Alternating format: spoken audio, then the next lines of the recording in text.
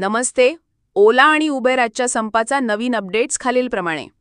सध्या महाराष्ट्रात विशेषतः मुंबई, नवी मुंबई आणि पुणे येथे ओला आणि उबेर ड्रायव्हर्सनी 15 जुलै 2025 पासून संप सुरू केला आहे. हा संप अजूनही सुरूच आहे आणि तो अनिश्चित कालावधीसाठी जाहीर करण्यात आला आहे. त्यांचे मुख्य मागणे काय आहेत? 1. प्रति किलोमीटर दर ठराविक करावा.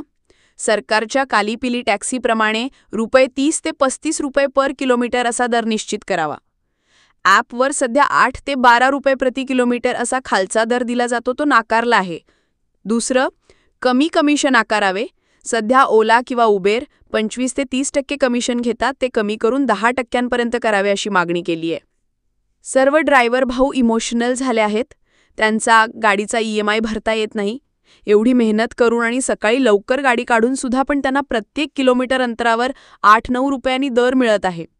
तरी पण ड्रायव्हर सर्व सहन करतायत आपल्या फॅमिलीसाठी. आपण सर्वांनी त्यांना सपोर्ट करावे हीच मागणी आहे. त्यांना त्यांच्या हक्काचे पैसे मिळालेच पाहिजे.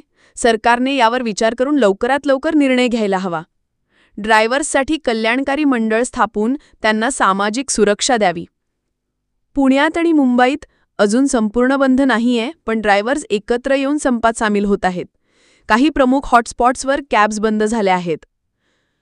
संपाची सध्याची स्थिती 17 जुलै 2025.